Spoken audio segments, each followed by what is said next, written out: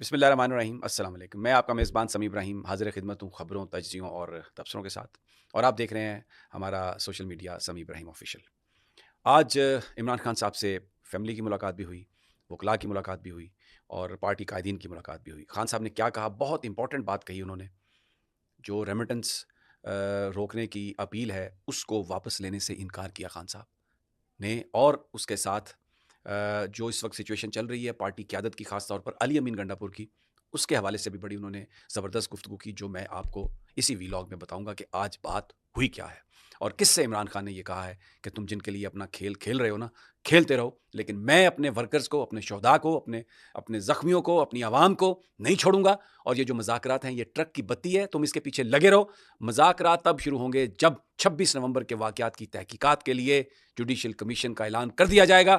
پھر جو مذاکرات ہیں پھر اس کے بعد شروع ہوں گے. لیکن جو ایک اور ڈیولپنگ سٹوری امریکہ سے آ رہی ہے، وہاں پر اب کیونکہ ٹرمپ ایڈمنسٹریشن کے آنے کے دن نزدیک آ رہے ہیں اور وہ کھل کر بات کر رہے ہیں. جو بائیڈن ایڈمنسٹریشن ہے وہ بھی اپنے ہی کٹ پتلیوں کا، یعنی یہ جو سارے اس وقت پاکستان کے حکمران ہیں، چاہے وہ اسٹیبلشمنٹ میں ہیں، چاہے وہ پولیٹیکل لیڈرشپ میں ہیں، چاہے وہ بیوروکریسی میں ہیں، چاہے وہ جوڈیشری میں ہیں، یہ سارے جو سرو کر رہے تھے امریکہ کو کسی نہ کسی صورت میں. وہ کہتے ہیں نا کہ جب وہ آگ لگتی ہے تو پھر بلی جو ہے وہ اپنے بچوں کو اپنے پاؤں تلے رون دیتی ہے. وہی کہانی ہو گئی ہے. یہ خدمتیں کر کر کے مر گئے امریکہ کے لیے، اور کبھی طالبان، کبھی افغانستان، کبھی ادھر ہر طرف وار اکانومی کی باتیں کرتے رہے. لیکن اب کیونکہ ٹرمپ ایڈمنسٹریشن آ رہی ہے، امریکہ کے عوام نے وار اکانومی کو، وہاں کی اسٹیبلشمنٹ کو مسترد کر دیا ہے. تو یہاں پہ یہ سب بیچارے جو ہمارے جو قائدین ہیں، ان کی حالت بیواؤں جیسی ہو گئی ہے. اور یہ ساری نوجوان بیوائیں ہیں، اس لیے کہ ابھی تو اقتدار میں آئے سال بھی نہیں ہوا تھا تو بیوہ ہو گئے. ادھر سے ابو جان ہار گیا الیکشن بائیڈن، اور اب جو بندہ آیا نیا وہ تو کچھ اور باتیں کر رہا ہے. رچرڈ گرینر، جن کو اپنا بنایا ہے خصوصی امبیسڈر جناب ڈونلڈ ٹرمپ نے، اس نے ایکسکیوز می، جو اسٹیٹ ڈپارٹمنٹ نے ٹویٹ کیا، وہ فوجی عدالتوں کے حوالے سے جو لوگوں کو سزائیں سنائی گئیں اس پر امریکہ نے کہا کہ یہ غلط ہے، یہ فیئر ٹرائل کے تقاضے پورے نہیں کرتا، اور یہ امریکہ کو اس پہ تشویش ہے، اور یہ فوجی عدالتوں سے سزاؤں کا سلسلہ ختم ہونا چاہیے، یہ معاملہ ختم ہونا چاہیے. اس پر رچرڈ گرینل نے کیا ٹویٹ کیا؟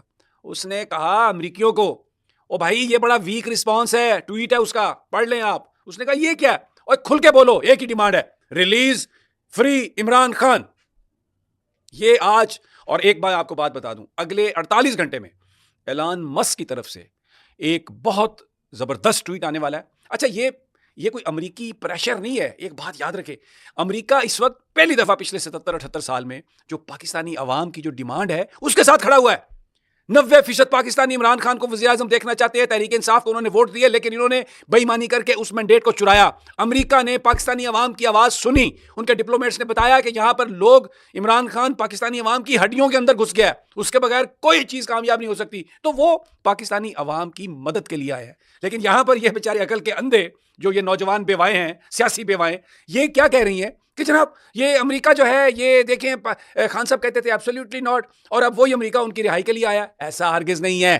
امریکہ پاکستانی عوام کی آواز کے ساتھ اپنی آواز ملا رہا ہے، کیونکہ ان کو نظر آ گیا کہ پاکستان کے اندر پولیٹیکل سٹیبلٹی، اگر آپ عمران خان کو ریلیز نہیں کرتے، اگر فری اینڈ فیئر الیکشنز نہیں ہوتے، اور اگر عوامی مینڈیٹ ریئلٹی میں ٹرانسلیٹ نہیں ہوتا، تو سٹیبلٹی نہیں آ سکتی. اور پاکستان خطے میں ایک انتہائی اہم ملک ہے، ایک واحد اسلامک پاور ہے جس کے پاس نیوکس ہیں.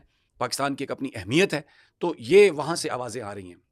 ہیومن رائٹس کے حوالے سے امریکہ نے کنسرن بالکل اوپن کر دی ہیں، اور رچرڈ گرینر نے یہ بات ان کی کہ جناب آپ بس فری عمران خان کی بات کریں اور یہ ویک رسپانس نہیں چاہیے. اس سے آپ اندازہ لگا لیں کہ اب یہ جو اتنی اجلت کیوں ہے اسلام آباد میں، ادھر کیوں پینٹیں گیلی ہوئی ہیں، اور کیوں فٹافٹ مذاکرات کریں. یہ تو بیسیکلی لیڈرشپ جو پی ٹی آئی کی ہے بہت ساری، جس میں علی امین گنڈا پور بھی شامل ہیں، وہ کمپرومائز ہے. اور وہ آ کے کیا کہتے ہیں خان کو کہ جناب اب مجھے بتائیے 2 جنوری تک آپ آگے لے گئے اور آپ نے کوئی ڈیمانڈ ہی نہیں کی کمیشن کی، اور فوجی عدالتوں کی سزا کی کوئی بات ہی نہیں ہوئی. آج عمران خان نے یہ کہا ہے کہ میں کوئی واپس نہیں لوں گا. یہ جو میں نے ریمیٹنسز کے حوالے سے جو اوورسیز پاکستانیوں سے اپیل کی ہے، اور یہ جو مذاکرات کی بات ہے حکومت کی طرف سے، یہ ایک ٹرک کی بتی ہے جس کے پیچھے انہوں نے لگا دیا. آپ لگے رہیں، لیکن میں سمجھتا ہوں کہ مذاکرات اس وقت تک شروع نہیں ہوں گے، نہ ہو سکتے ہیں جب تک 26 نومبر کے واقعات کے لیے جوڈیشل کمیشن کا اعلان نہیں کر دیا جاتا. اور میں اپنے شہداء کو، اپنے ورکرز کو، اپنی عوام کو، اپنی پارٹی کو بالکل نہیں چھوڑوں گا. ان کو میں ان کے ساتھ ہوں. اور کیا یہ شرم نہیں آئی علی امین گنڈاپور کو؟ میں آج بھی کہا انہوں نے کہ تصویریں کھنچوا رہا ہے قاتل کے ساتھ. وہ کون ہے؟ محسن نقوی قاتل ہے، وزیر داخلہ جس نے اسلام آباد میں میسیکر کروایا، اس کے ساتھ تصویریں کھنچوا رہے ہیں. اور خان صاحب نے کہا کہ کہہ دیں آپ علی امین سے کہ آپ جن کے لیے کھیل رہے ہو کھیلتے رہو، مجھے کوئی فرق نہیں پڑے گا. اور انہوں نے کہا مجھے یہ بھی پتا ہے کہ جب آپ یہاں پر آتے ہیں تو کس سے کلیئرنس لے کے آتے ہیں، کس سے بات کر کے آپ آتے ہیں. آپ کھیلتے رہو، لیکن میں اپنی عوام کو نہیں چھوڑوں گا، اپنے ورکرز کو نہیں چھوڑوں گا، اور میں کوئی کمپرومائز نہیں کروں گا. اب میں اور ورکرز اور پاکستان کے عوام ہم ڈائریکٹ آپس میں رابطے میں ہیں، اور ہم مل کر یہ جو ناانصافی ہوئی ہے، جو ظلم ہوا ہے، اس کا ہم بدلہ لیں گے. اور کوئی عمران خان سے ڈیل نہیں لے سکتا، کوئی عمران خان کو ٹرک کی بتی پیچھے نہیں لگا سکتا. میں اپنے عوام کے ساتھ کھڑا تھا، میں کھڑا ہوں. مجھے رات کو نیند نہیں آتی اپنے شہداء کا جب میں سوچتا ہوں، جب میں ان خاندانوں کا سوچتا ہوں، جب میں ان بچوں کا سوچتا ہوں. وہ ان کی چیخیں میرے کانوں میں گونج رہی ہیں. کیسے آپ لوگ سو سکتے ہیں؟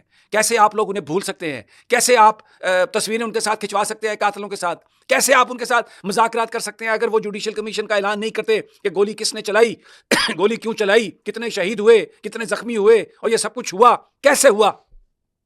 کوئی میں اپیل واپس نہیں لوں گا اس کی جو ریمیٹنسز کے حوالے سے ہے. خان، میں آپ کو بتا رہا ہوں جو مجھے پتا چلا ہے اور انتہائی ریلائبل ریسورسز سے پتا چلا ہے، کسی طرح کا کمپرومائز نہیں ہے یہ. اور ادھر جو اسلام آباد یہ جو حکومت ہے یا جو ہماری اسٹیبلشمنٹ ہے، اب امریکہ کی طرف سے جو آن سلاٹ ہے یہ مقابلہ نہیں کر سکتے، میں آپ کو بتا رہا ہوں. اس لیے کہ یہ امریکی ڈیمانڈز نہیں ہیں، یہ پاکستانی لوگوں کی ڈیمانڈ ہے. یہ پاکستانی عوام کی آواز کو سنا ہے امریکہ نے، پاکستانی ڈائسپورا کی وجہ سے. سلام ہے ان ڈاکٹرز کو، سلام ہے ان پاکستانیوں کو جو امریکہ کے اندر، برطانیہ کے اندر پاکستانی عوام کا مقدمہ لے کے نکلے اور انہوں نے جا کے بتایا اس چیز کا پرواہ کیے بغیر کہ ان کے عزیز و اقارب کے ساتھ کیا ہو رہا ہے. اور میں کہتا ہوں کہ یہ جو وہاں پر پاکستانی ڈائسپورا اس وقت ایکٹیو ہوا ہے، اور پولیٹیکلی جتنا زیادہ ایکٹیو ہوا ہے امریکہ میں، اس کی کوئی مثال نہیں ملتی. اتنا جو ظلم ہوا ہے پاکستان میں، لوگ کھڑے ہو گئے ہیں، لوگ اٹھ کھڑے ہوئے ہیں، لوگ باہر آ گئے ہیں، اور خان جیل میں بیٹھا ہوا ان کی آوازیں سن رہا ہے. حالانکہ ملاقاتوں کی اجازت نہیں ہے، لیکن یہ خان کا وزڈم ہے، یہ اس کا پولیٹیکل ایکیومن ہے، اس کو پاکستانی قوم کا اندازہ ہے. وہ ہمیشہ تو رہا ہے پاکستانی قوم کے ساتھ، چاہے وہ کرکٹ کا گراؤنڈ تھا، چاہے وہ شوکت خانم کی فنڈ ریزنگ تھی، چاہے وہ تحریک انصاف کے انقلابی جلسے تھے. عوام کی نبض پہ اس کا ہاتھ ہے. اس نے کہا عوام کو نہیں چھوڑ سکتا، انہی کے ساتھ ہوں، میرا مرنا جینا انہی کے ساتھ ہے، اس جیل میں جان دے دوں گا، ڈیل نہیں لوں گا. غلام نہیں ہے، پاکستان کو بدلیں گے. اگلی ویڈیو تک اجازت، اللہ نے